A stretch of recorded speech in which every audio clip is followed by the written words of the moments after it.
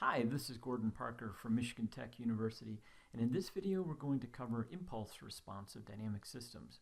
It's a rather long video, and what we're going to cover is the definition of impulse response and then how to use it with some examples to calculate the response of a dynamic system to any input u of t. So before I get into the details of what the impulse response is, I want to just cover some review material that's been covered in other videos and then describe where we're going with this presentation. So here are the review topics. First, there's the notion of the state input output pair.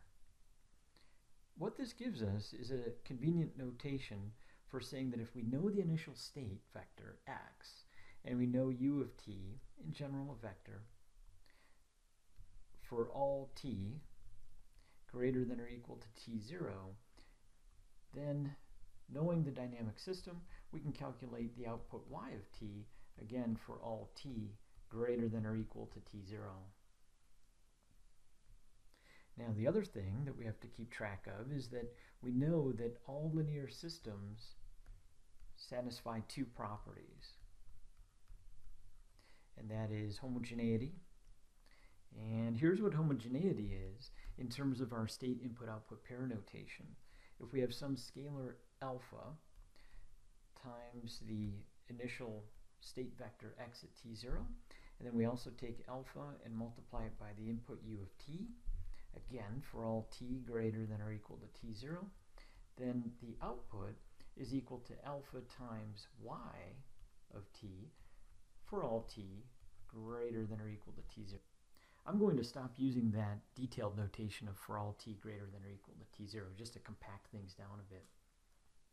What homogeneity is saying is that if we have this state input-output pair of x and u and it gives us a y, then if we multiply x at t0 by alpha and we multiply u by alpha, then that means that we can generate the output by just taking y and multiplying it by alpha. The other property is additivity. And when these two properties are combined, it's called superposition. So here's how additivity works. Given two different state input-output pairs, and I'll denote them as xa at t0 and ua, and that gives us a ya. And if we have another one, xb at t0, and these are all vectors, and a ub, it gives us yb.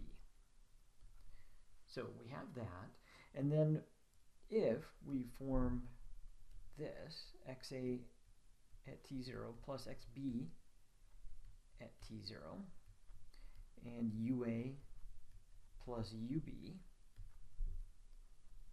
then the output is simply ya plus yb. So that's a nice introduction to linear system properties. Now let's take a look at what we're going to focus on with this impulse response business. Our focus is going to be what we call the zero state response.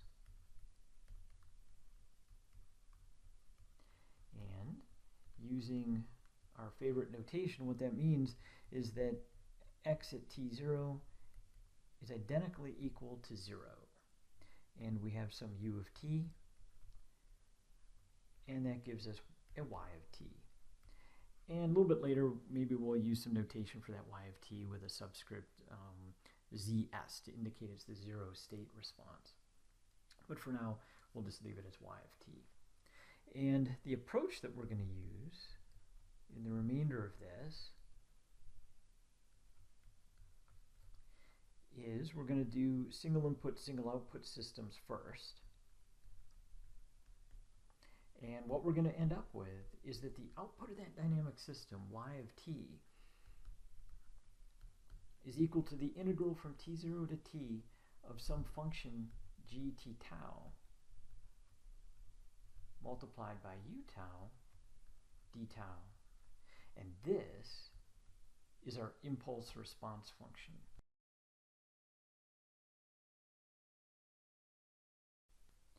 Then what we'll do is we'll quickly go to the multiple input, multiple output case And what we'll end up with in that case is the vector y of t is equal to t0 to t, the integral of this matrix, and it's a function of two variables, t and tau, multiplied by the input vector, u tau d tau. And this thing is the impulse response matrix. Not a big surprise there.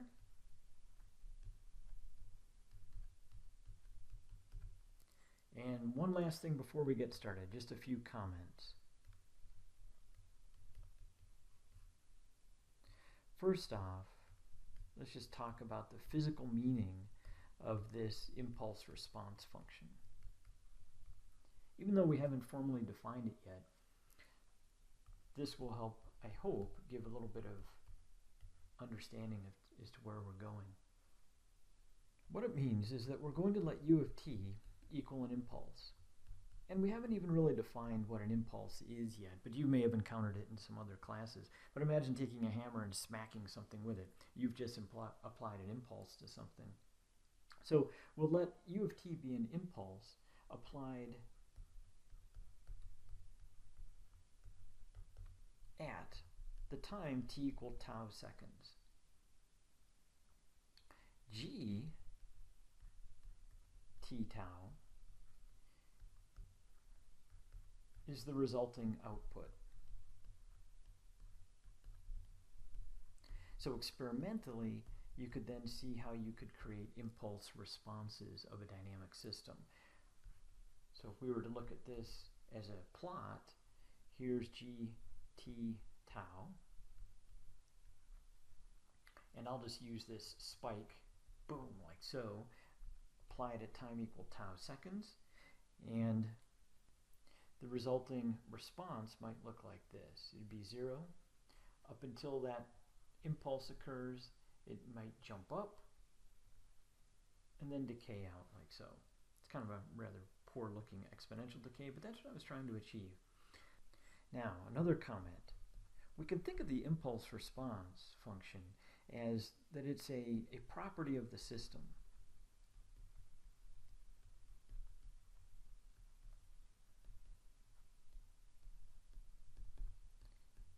And maybe I should have said there, it's a property of the linear system. We can even think of it as an equivalent description of the dynamic system to its differential equations of motion that you may have derived already. One last comment.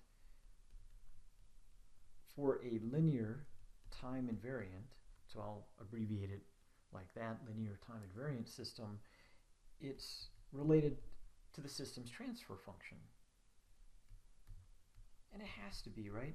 If this property is true, if it's an equivalent representation of the dynamic system, then certainly it has to be very much related to the system's transfer function.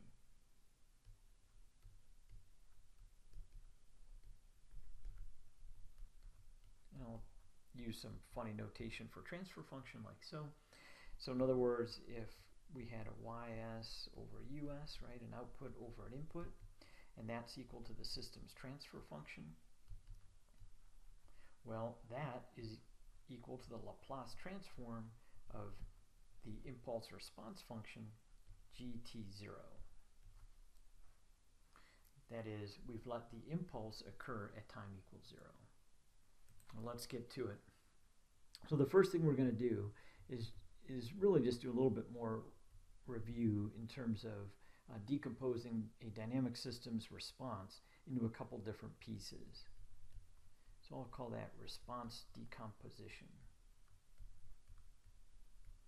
It just means that if we form some y of t, we can express that as a 0 input part y, that's a y, believe it or not, yzi plus a 0 state component yzs. So this piece occurs when the input is 0.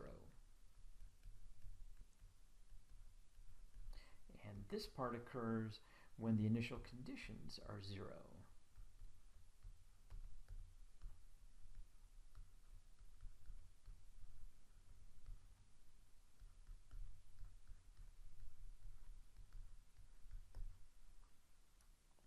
If you've watched some of the other videos, we had one on linearity that had an example where, let's see, it was x dot plus 3x equals 7u, and we had an x at t0, perhaps we called it x0, and the output was just equal to x, so y was equal to x. And the resulting output, and I believe we used integrating factors to come up with this, was negative 3t minus t0 times x0 plus 7 e to the negative 3t. The integral from t0 to t, e3 tau, u tau d tau. Okay, the reason for showing this is that you can see that this part is y zi.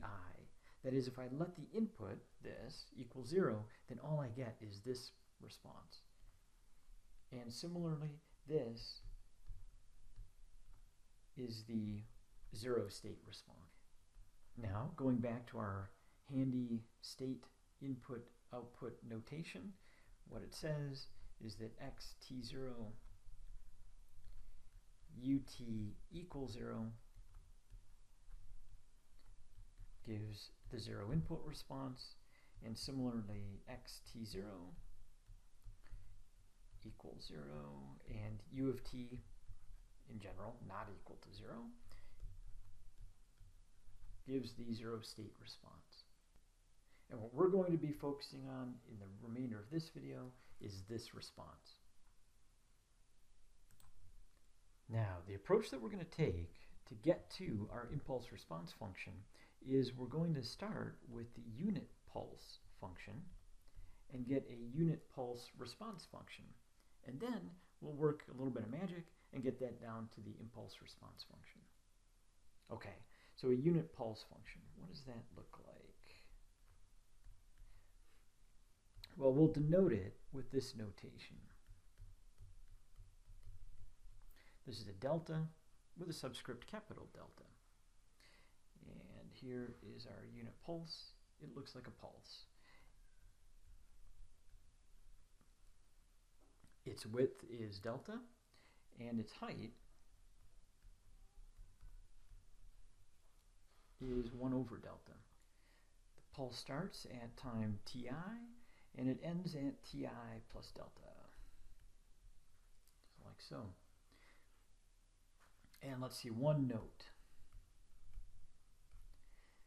The amplitude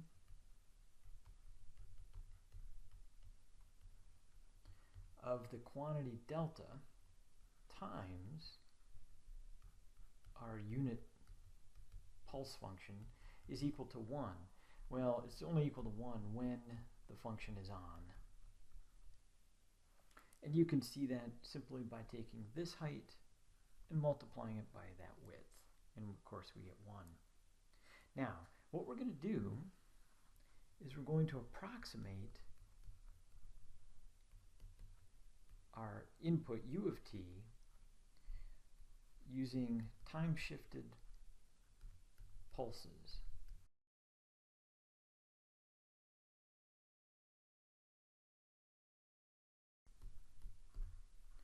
Now, I'm going to attempt to draw a picture of that.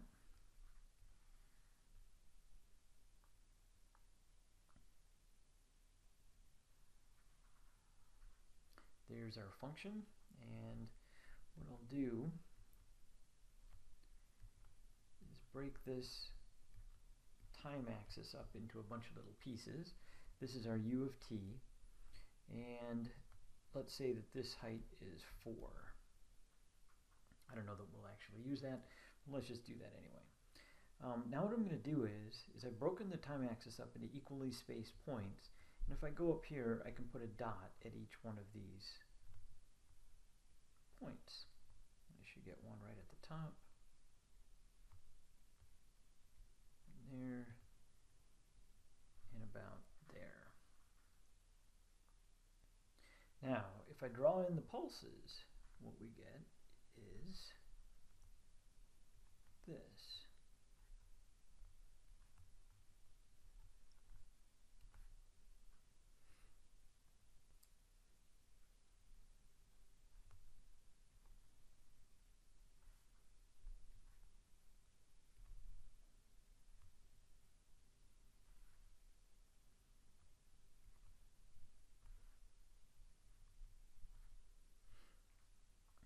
can say I was a little bit off with my dots, but you get the idea.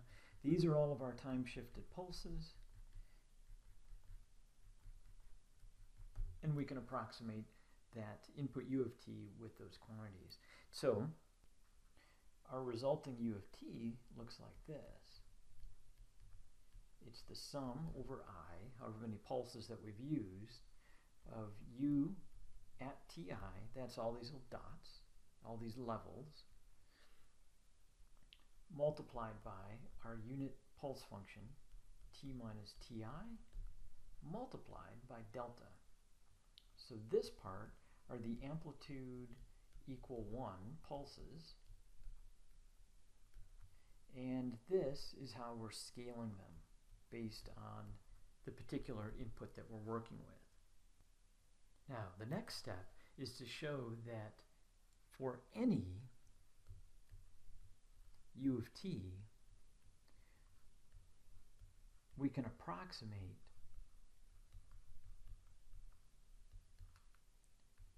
the zero state response of the dynamic system, YZS, if we know one thing. If we know that system's unit pulse response.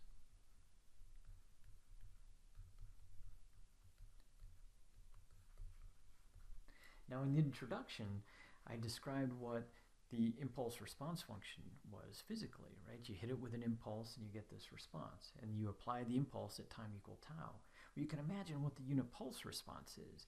You apply the pulse at time equal tau, you get an output, and that's the unit pulse response. But of course, you have to do that for every value of tau. Well, let's just get a little bit more formal about this. So if we have some initial state equal to 0, and if we let u of t equal a unit pulse, and it's tti, so I'm applying these pulses at ti, and I guess I will use the more verbose notation. So this is for all t greater than or equal to ti. Then this generates g subscript delta tti, again for all t greater than or equal to ti. And this thing is this unit pulse response. So just a real simple example. I'll do a couple of them. Let's say this is our u, and we apply a pulse of width delta at time equals 0. Then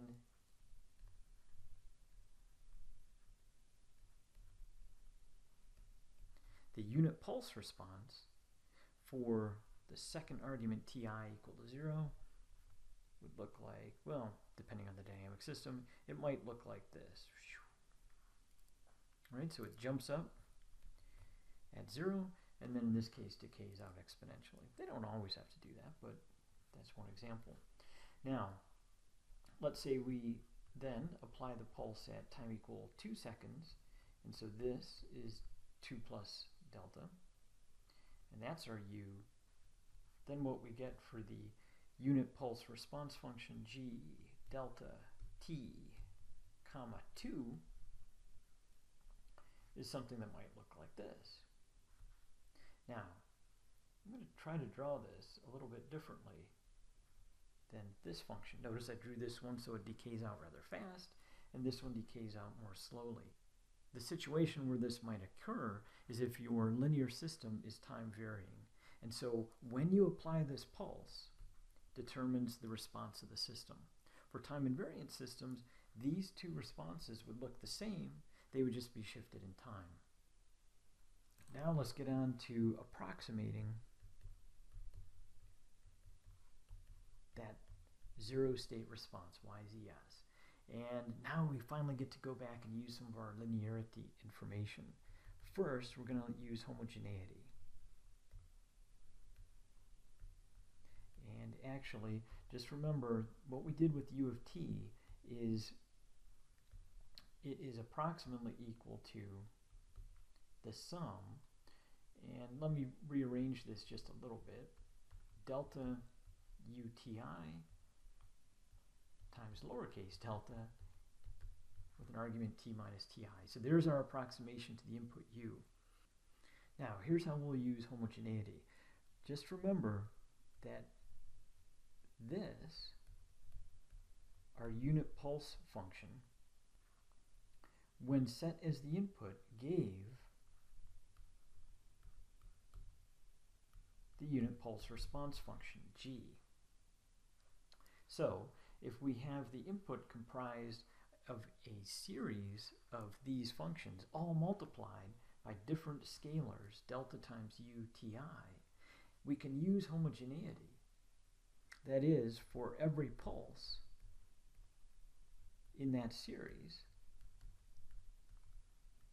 that is, every I, we have x t0 equals 0, and delta times UTI, this constant, multiplied by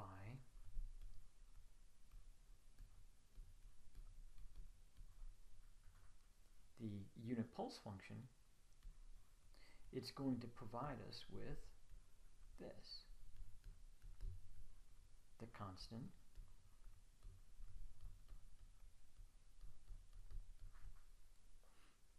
times the unit pulse response function. And the other thing we're going to do is use additivity. And you can imagine how this plays into it. Because this is a sum, and we know that additivity holds for linear systems, then we can just say that x at t0 equals 0, and the sum of delta UTI multiplied by our unit pulse function is going to give, guess what? Exactly what we have up above.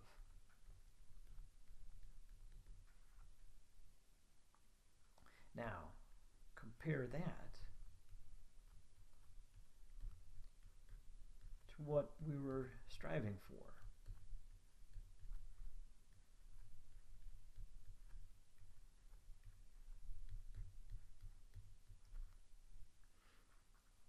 And finally, I'll try to squeeze it in here, since this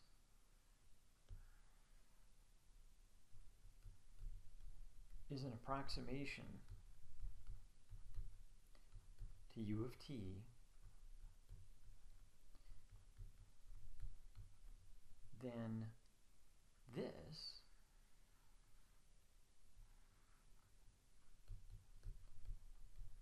is an approximation to y, zero state. Now, the importance of this can't be underestimated. What it says is that if we have this function, g, subscript delta, the unit pulse response function for our dynamic system, and it's a property of the system in a sense, then that means that we can calculate the zero state response for any u of t. Now, let's go ahead and get to where we want to be, and that is the impulse function and the impulse response function.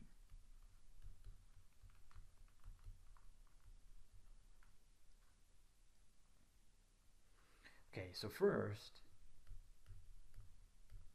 as delta decreases, so I've drawn some pictures here with delta rather large in a relative sense, but now what we're going to do is take our pulse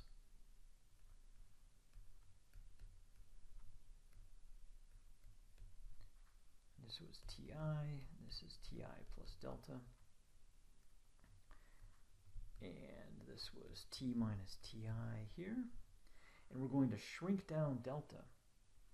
And so what happens is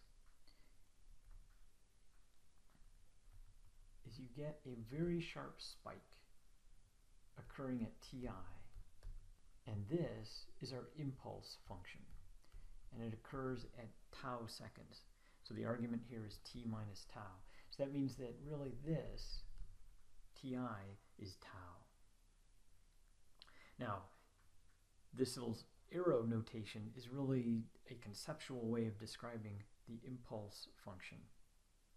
It really doesn't look like an arrow, of course, but it's trying to indicate that it has infinite height and it has infinitesimally small width.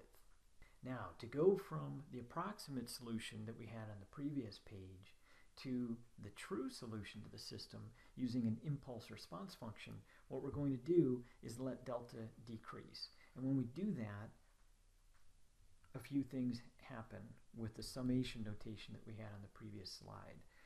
First off, the delta goes to a d tau. Notationally, the x t0 u of t equals what was the unit pulse function is now the impulse function. And instead of a unit pulse response function, we get an impulse response function, t tau. And this is for all t greater than or equal to tau. And I should have squeezed that in here also, just to be very specific and verbose about that. And again, this is our impulse response function.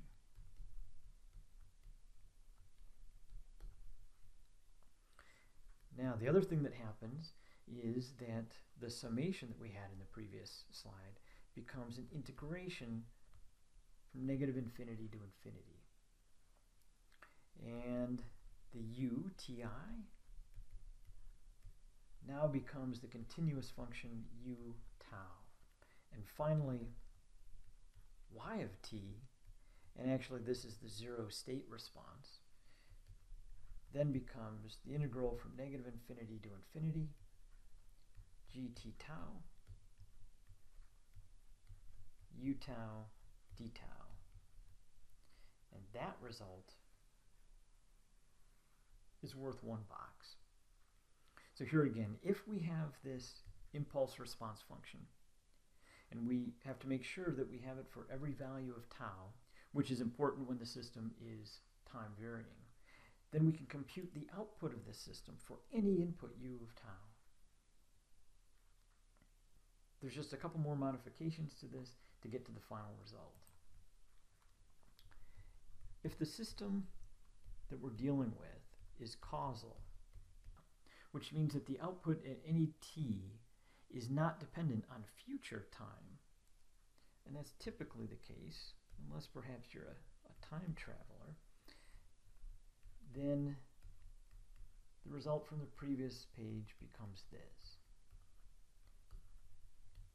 Basically, we only have to integrate up to t. And if in addition, u of t starts at t equal t0, then finally y of t is equal to the integral from t0 to t of exactly what we have above.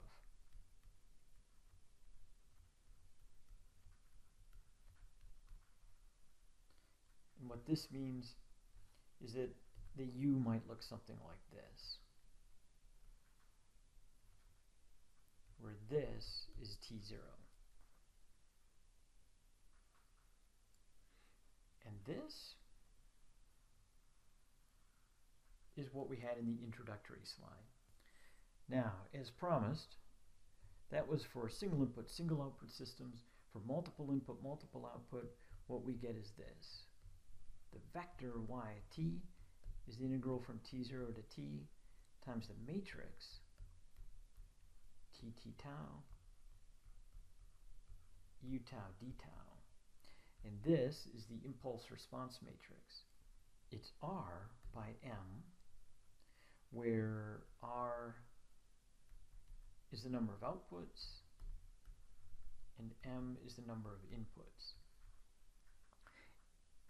Each of the elements of G we can denote as lowercase g, and of course they're in general functions at t and tau, and each one of those is the impulse response.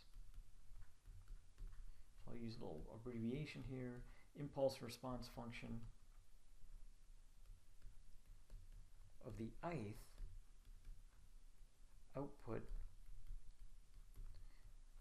when the jth input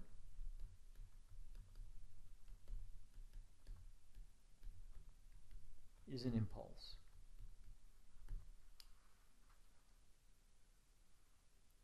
And that's about all we have to do to get to the MIMO case.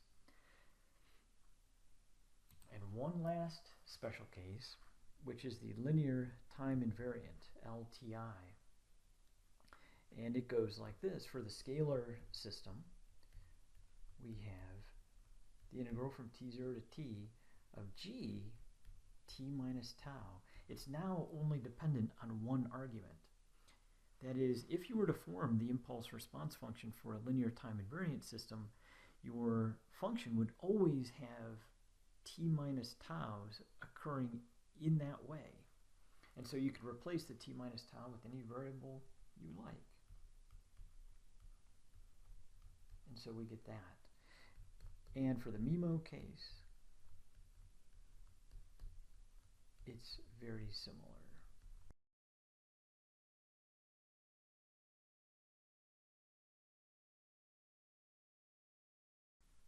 What this means physically is that it doesn't matter when the impulse is applied. The response, the impulse response, is always going to look the same, no matter if you apply it at time equals 0, time equal 2, etc. Now, a couple comments on the impulse function.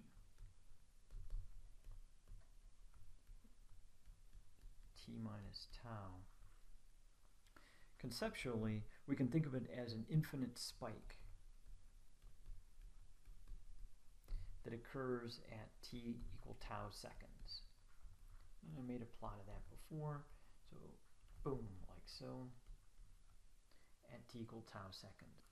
It's really not a function in the normal sense of the word, and it's defined by this property that the integral from negative infinity to infinity of the impulse function is 1. And that leads to another interesting feature, is that the integral from negative infinity to infinity of any function f of t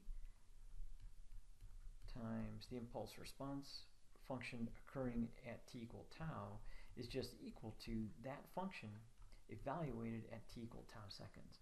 This is my absolute favorite integral to do. As an example, if we wanted to compute the integral from negative 3 to 7 of cosine cubed, let's say, t, and we apply an impulse at 6 seconds, we just get cosine cubed evaluated at 6. Super easy. Now what I'm going to do is work a couple examples here on the tablet and then use MATLAB and mupad to investigate one of those in more detail. So how do we calculate this impulse response function? Conceptually, it's quite easy.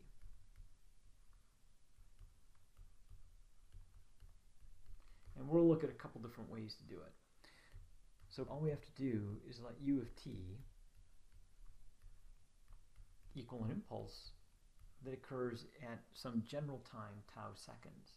And of course, we have to let the initial conditions equal 0.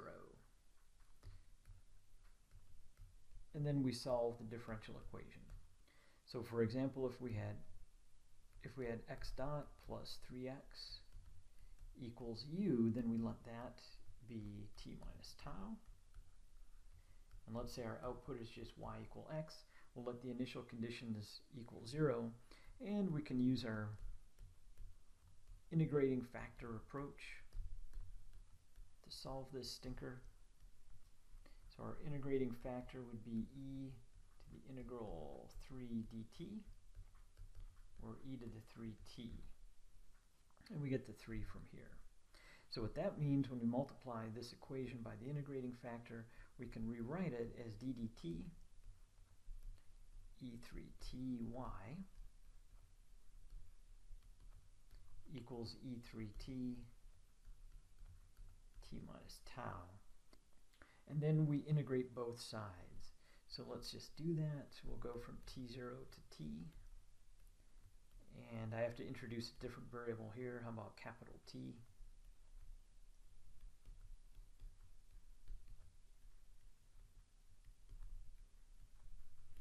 Integrating this from t0 to t, we just get simply E3 tau. And then using the fundamental theorem of calculus over here, we get E3t y of t minus E3t0 y t0 equals E3 tau. Of course, that's 0 because of our initial conditions are 0 and y equals x.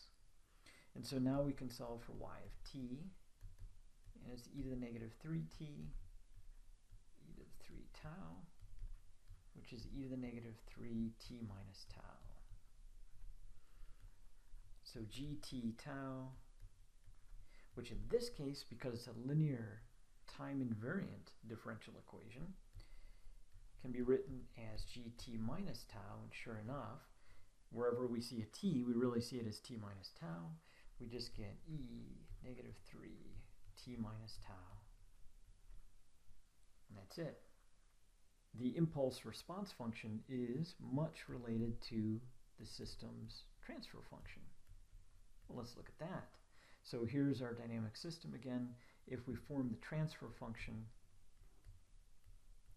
we get this. Or actually, if I just take the Laplace transform of the whole thing. These are capital X's, by the way. And we would get u of s over here. That's a capital U. So the transfer function is 1 over s plus 3. And the impulse response function, and I'll use this variable capital T as its argument, is equal to the inverse Laplace transform of the transfer function, 1 over s plus 3. So that's e to the negative 3 capital T.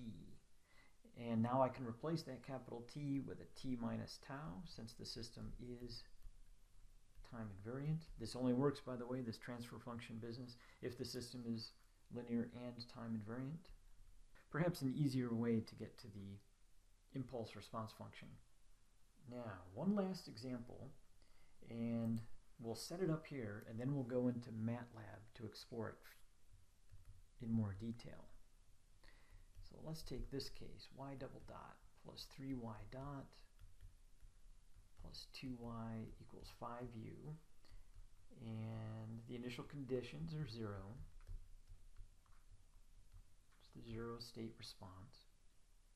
And what we want to do is find y of t when u of t is equal to sine squared t. Well, the first thing we're going to do is get the impulse response function. And we'll use this transfer function method to do it. So if I take the Laplace transform of both sides of this dynamic system, it's a capital Y, capital U, then we get y over u is equal to 5 over s squared plus 3s plus 2. That's a 2 right there. And we can factor that out a bit,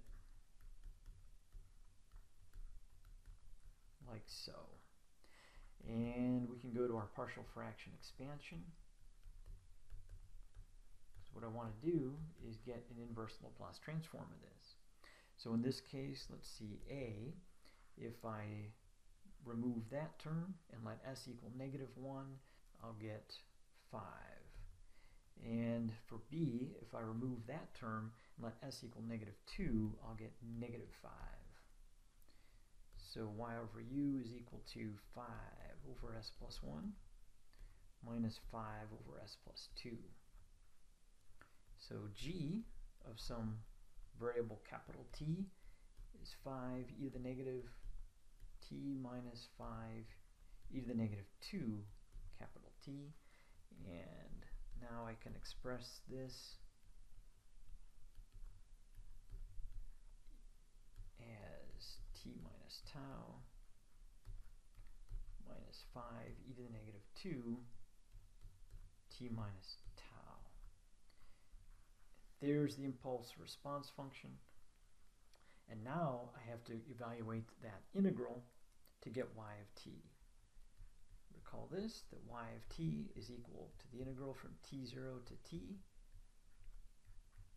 gt tau u tau d tau. And we'll do that using mupad from MATLAB. Now let's use MATLAB to explore the solution to the example. Specifically, we'll use mupad to create the output y using the impulse response function and what we know about the input, which was sine squared. And then we'll take that solution, bring it into Simulink, and compare it to a simulation of the dynamic system where we actually feed in the input sine squared t. So first things first, let's fire up mupad. We get this new window, and we'll put in the impulse response function. I'll use capital T instead of tau. And let's see, our impulse response function was 5 times the quantity. And I'll give myself a little space there. And we had exp of negative t minus tau. And then we had minus exp negative 2 times t minus tau. And that looks about right.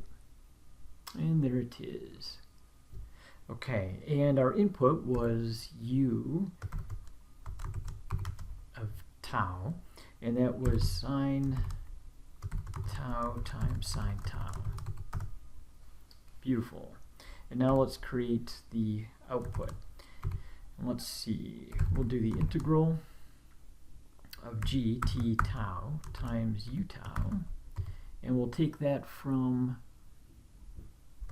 tau equal t0 all the way to t. And there's the solution. Kind of a big, nasty expression. Let's make it a little bit simpler and set t0 equal to 0. And we'll look at y again. And that is a little bit more digestible. So now we'll take that solution, that should be the response of the system, and bring it into Simulink. So to do that, I'll come over here, bring up Simulink, file new,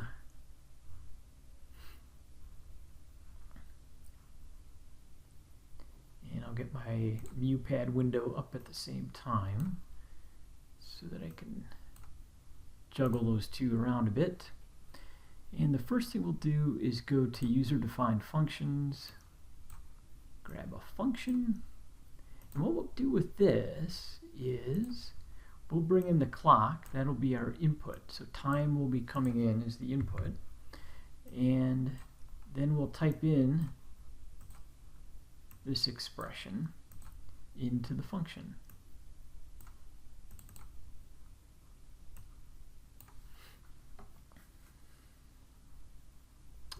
So what I'll do is I'll just divide everything by 8, give myself some room, and go cosine 2 times u1, that's the input argument, which is time in this case, minus 16, this is the next piece,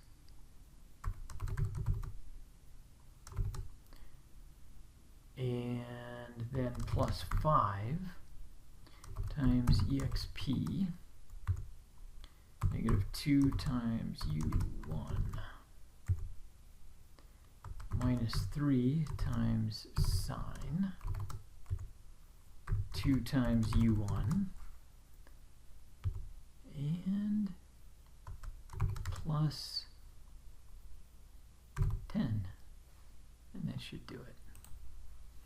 Great. Go back to here, and now what we'll do is go to continuous, grab a transfer function block, and we'll put into it the original transfer function for this system. Let's see, that was 5 and 132 in the denominator. Now for its input, We'll go to sources, and we'll grab a sine wave. I need to give myself a little extra room because I have to square that. And to square it, oh, there's many ways of doing that. I'll just grab a product. Take it into there, nudge you up, go to there, go to here. And so now I'm feeding into that transfer function a sine squared. And let's see, as for sinks, I'll use a couple different scopes.